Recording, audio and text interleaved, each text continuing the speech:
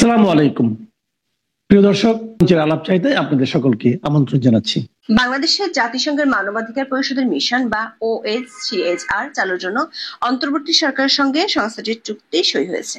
3 বছর মেয়াদী মিশন চালুর জন্য 18 জুলাই সমঝোতা স্মারক সই হয়। তবে চুক্তি হওয়ার আগে থেকেই বাংলাদেশে জাতিসংঘের মানবাধিকার হাই কমিশন খোলার বিষয়ে রাজনৈতিক মহলে নানা বিতর্ক তৈরি হয়েছিল। অনেক রাজনৈতিক দল এই সিদ্ধান্তের বিষয়ে আপত্তিও জানিয়েছিল। এমনকি দেশের আইন শৃঙ্খলা বাহিনীও সরকার উপদেষ্টা পরিষদের বেশ কয়েকজন সদস্য এ বিষয়ে কড়া আপত্তি জানিয়েছিল।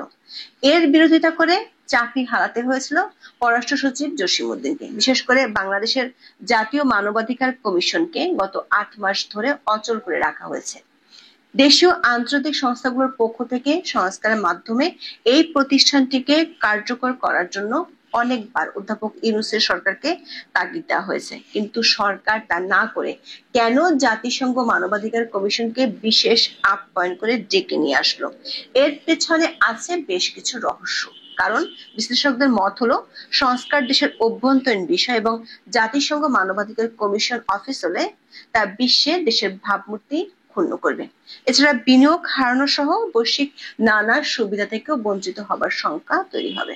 বিস্তারিত জানতে চলুন যাওয়া যাক বিশ্লেষণ। ঢাকায় জাতিসংঘের মানবাধিকার পরিষদের কার্যালয় করা হবে, এমন তথ্য প্রথম প্রকাশ করেছিলেন অন্তর্বর্তী সরকারের সমাজ কল্যাণ উপদেষ্টা শারমিন এস মুর্শিদ গত বছরের 29 অক্টোবর।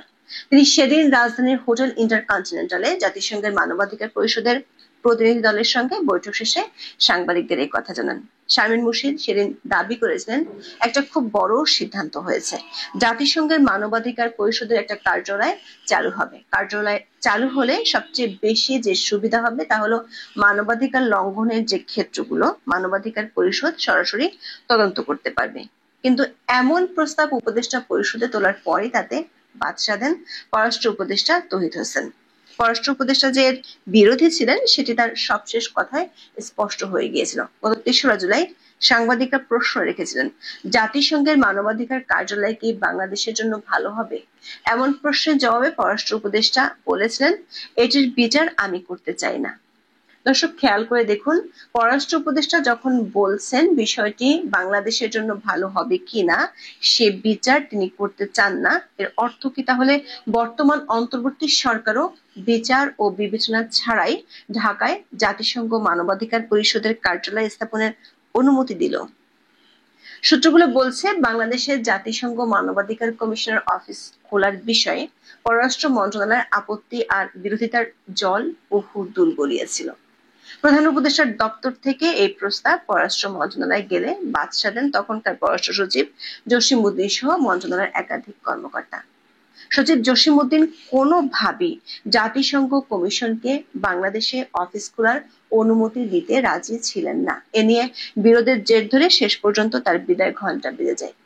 একই সময় রাখাইনে মানবিক করিডোর দেওয়ার ইস্যুটি নিয়েও জসিমউদ্দিনের আপত্তি ছিল, কিন্তু অধ্যাপক ইউনূসের চাপে শেষ পর্যন্ত পররাষ্ট্র মন্ত্রণালয়কে রাজি হতে হয়।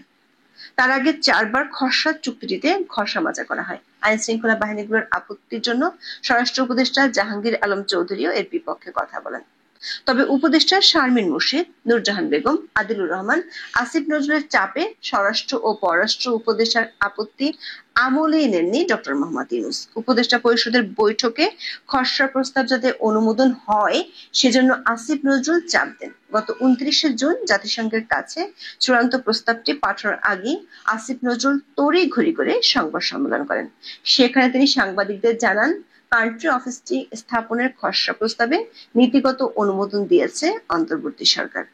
ঢাকায় প্রাথমিকভাবে 3 বছরের জন্য কার্যালয়টি স্থাপন হচ্ছে।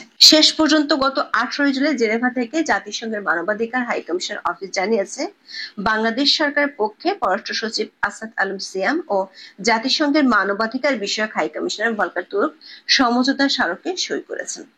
শুধু সরকার উপদেষ্টা নয়, কিছু রাজনৈতিক দলের পক্ষ থেকেও এ নিয়ে আপত্তি ছিল। বিশেষ করে কয়েকটি ইসলামিক রাজনৈতিক দল এ নিয়ে আপত্তি জানিয়েছিল।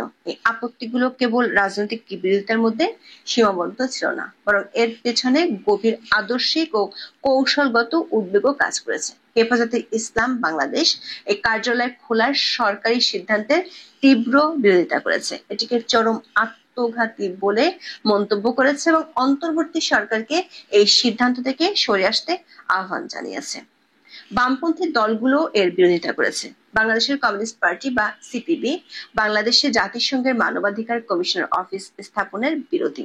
তারা বলছে, কোন একটি দেশ যদি দীর্ঘমেয়াদে সংকটে পড়ে যায় তাহলে জাতিসংঘ মানবাধিকার কমিশনের অফিস প্রয়োজন হয়, কিন্তু বাংলাদেশ তো এমন কোনো দীর্ঘমেয়াদী সংকটে পড়ে নাই যে তাদের অফিস লাগবে।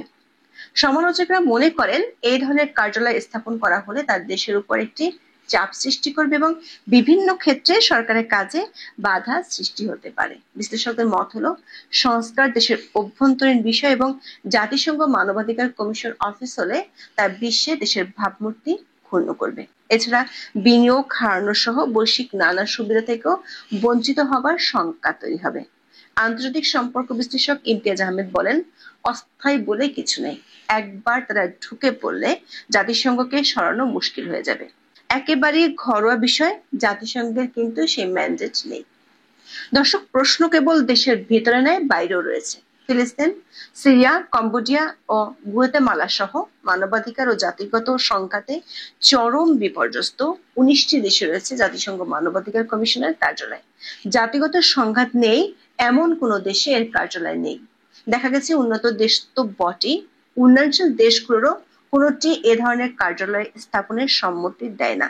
দক্ষিণ এশিয়ার কোনো দেশই এমন কার্যালয় নেই। তাহলে বাংলাদেশ সম্মতি দিল কোন উদাহরণ সামনে রেখে? গৃহযুদ্ধের পর 2009 সালে নেপালে জাতিসংঘের মানবাধিকার কার্যালয় চালু হয়েছিল এবং 2011 সালে সেটি নবায়ন করা হয়নি, যখন পরিস্থিতি স্বাভাবিক হয়। প্রশ্ন উঠছে, বাংলাদেশে কি তেমন কোনো যুদ্ধ পরিস্থিতি বিরাজ করছে? এখন কি বাংলাদেশে এমন পরিস্থিতি তৈরি হলো যে নেপালের মতো বাংলাদেশেও এ ধরনের কার্যালয় লাগবে? এমনকি সরকারের কাছে জাতীয় মানবাধিকার কমিশনের প্রতিনিধিরা প্রশ্ন তুলেছিলেন, এ ধরনের কার্যালয় থাকা দেশগুলোর সঙ্গে বাংলাদেশের মানবাধিকার পরিস্থিতি তুলনীয় কিনা। এর মধ্যে রহস্যজনক কারণে বাংলাদেশের জাতীয় মানবাধিকার কমিশনকে অকেজো করে রেখেছে অন্তর্বর্তী সরকার। দেশীয় বিদেশি নানা সংস্থার পক্ষ থেকে সরকারকে গত বছরের সেপ্টেম্বর থেকে জাতীয় মানবাধিকার কমিশনের সংস্কার ও পুনর্গঠনের দাবি জানিয়েছে, কিন্তু গত 8 মাস ধরে সংস্থাটিকে অকেজো করে রেখেছে অন্তর্বর্তী সরকার। জাতীয় মানবাধিকার কমিশনের চেয়ারম্যান, সার্বক্ষণিক সদস্য এবং অন্য সদস্যরা নেই গত 8 মাস ধরে। 2024 সালের 7 নভেম্বর তারা একযোগে পদত্যাগ করেন। এরপর থেকে কার্যত অচল হয়ে আছে রাষ্ট্রীয় সংস্থাটি। নতুন নিয়োগ না হওয়ায় মানবাধিকার লঙ্ঘনের শিকার ব্যক্তিরা সংস্থাটিতে লিখিত অভিযোগ করেও কোনো প্রতিকার পাচ্ছেন না। তাদের কাছ থেকে পাওয়া অভিযোগগুলো কেবল ফাইল বন্দি করে রাখা হচ্ছে পরবর্তী কমিশনের অপেক্ষায়। প্রশ্ন হলো, জাতীয় মানবাধিকার কমিশনকে অকেজো রেখে পররাষ্ট্র ও স্বরাষ্ট্র মন্ত্রণালয় এবং বিশেষজ্ঞদের আপত্তি উপেক্ষা করে সরকার কেন জাতিসংঘ মানবাধিকার কমিশনকে বাংলাদেশে অফিস খোলার অনুমতি দিল? সরকার অবশ্য উদ্বেগগুলো নিয়ে একটি ব্যাখ্যা দিয়েছে। অন্তর্বর্তী সরকারের বিবৃতিতে অবশ্য শক্ত কোনো যুক্তি দেখাতে পারেনি, বরং সরকার আশা করছে মিশনটি সবসময় স্বচ্ছতা প্রদর্শন করবে এবং স্থানীয় অংশীদারদের সাথে ঘনিষ্ঠ সহযোগিতা বজায় রাখবে। জাতিসংঘ আমাদের সাংস্কৃতিক এবং ধর্মীয় বাস্তবতার প্রতি পূর্ণ সমর্থন রেখে বাংলাদেশে কাজ করার জন্য প্রতিশ্রুতিবদ্ধ। কিন্তু জাতিসংঘের মানবাধিকার পরিষদের আগের নাম ছিল কমিশন অন হিউম্যান রাইটস, যেটি 2006 সালে বিলুপ্ত হয়েছিল। এই নাম পরিবর্তনের প্রধান কারণ ছিল সংস্থাটির বিরুদ্ধে পক্ষপাতিত্ব, নির্বাচনমূলক আচরণ এবং রাজনীতিকরণের গুরুতর অভিযোগ। দর্শক, প্রধান উপদেষ্টার দপ্তরের ফেসবুক পেজে বিবৃতি পোস্ট করা হয়েছে। সেই পোস্টে এ পর্যন্ত 49,000 প্রতিক্রিয়া পড়েছে, যার মধ্যে 36,000 মানুষ ক্ষুব্ধ প্রতিক্রিয়া জানিয়েছেন। একজন লিখেছেন, ভুল বোঝায়েন না, জাতিসংঘের ভণ্ডামি এখন রিকশাওয়ালারাও বোঝে। হাজারো সংকটে জর্জরিত এ জাতির চরম দুর্দিনে সীমাহীন আশা আকাঙ্ক্ষা এবং অকুণ্ঠ শ্রদ্ধা ও ভালোবাসা আপনাকে গ্রহণ করেছিল। এখন মনে হচ্ছে আশাহত জাতি ধিক্কার দিয়ে আপনাকে বিদায় জানাবে। আরেকজন লিখেছেন, বন্ধ করুন এই প্রতিশ্রুতির নাটক। এ জাতি পশ্চিমাদের বিশ্বাস করে না। যত জায়গায় এরা প্রতিশ্রুতি দিয়েছে সব জায়গা ধ্বংস করেছে। দর্শক, সরকার কেন এই অনুমতি দিয়েছে সেটি পাওয়া যাবে উপদেষ্টা শারমিন মুর্শিদের কথায়। গত বছর 29 অক্টোবর উপদেষ্টা শারমিন মুর্শিদ সাংবাদিকদের বলেছিলেন, রাজনৈতিক দলগুলোর মাধ্যমে নিজেদের অপরাধের তদন্ত হয় না। রাজনৈতিক দলগুলো ক্ষমতায় আসে, চলে যায়, তারা যদি নিজেদের অপরাধের তদন্ত করে সে তদন্ত তো হয় না। নাগরিক সমাজ থেকে যখন তদন্ত করা হয়, অথবা সত্যটা যখন তুলে ধরা হয় তখন তাদের উপর নির্যাতন আসে এবং নানা চাপের মুখে থাকতে হয়। সেই কথাগুলো ব্যক্ত করা যায় না, রিপোর্টও করা যায় না। এখন কি তাহলে রাজনৈতিক দলগুলোর গলায় ঘণ্টি বাঁধার জন্যই শারমিন মুর্শিদের প্রস্তাবনায় জাতিসংঘের মানবাধিকার কমিশনকে ডেকে আনা হচ্ছে? সূত্রগুলো বলছে, গত বছর অক্টোবরে ভলকার টুর্ক যখন বাংলাদেশ সফরে এসেছিলেন তখনই এই অফিস খোলার বিষয়টি চূড়ান্ত হয়েছিল। তুর্কের শর্ত ছিল, জুলাই আন্দোলনের সময় সংঘটিত হত্যাকাণ্ড ও সহিংসতার প্রতিবেদন পেতে হলে বাংলাদেশকে এই অফিস খোলার অনুমতি দিতে হবে। সে অনুযায়ী জাতিসংঘ প্রতিবেদন দিয়েছিল, কিন্তু সে প্রতিবেদনে বেশ কিছু সুপারিশ ছিল আইন শৃঙ্খলা বাহিনীগুলোকে নিয়ে। সরকারের পক্ষে সেসব সুপারিশ বাস্তবায়ন সম্ভব নয়। জাতিসংঘের অফিস খুলে বাহিনীগুলোর বিরুদ্ধে সেসব সুপারিশ বাস্তবায়ন করতে চায় সরকার, এমন আভাস ভলকার তুর্কের বিবৃতিতেও আছে।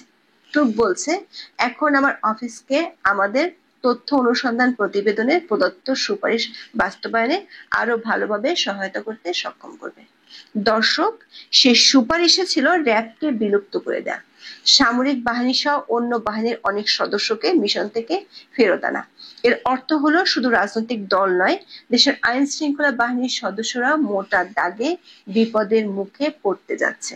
আর বিশেষজ্ঞদের আশঙ্কা সত্যি হলে বাংলাদেশ পড়তে যাচ্ছে গভীর সংকটে। বিশেষ করে গোপালগঞ্জে যেভাবে সেনাবাহিনী গুলি চালিয়েছে, বুটের তলায় নিরস্ত্র মানুষকে ফেলে নির্যাতন করেছে, তার তদন্ত জাতিসংঘ করলে ভয়াবহ এক পরিস্থিতি তৈরি হবে দেশের বাহিনীগুলোর জন্য। এখন এ পর্যন্ত।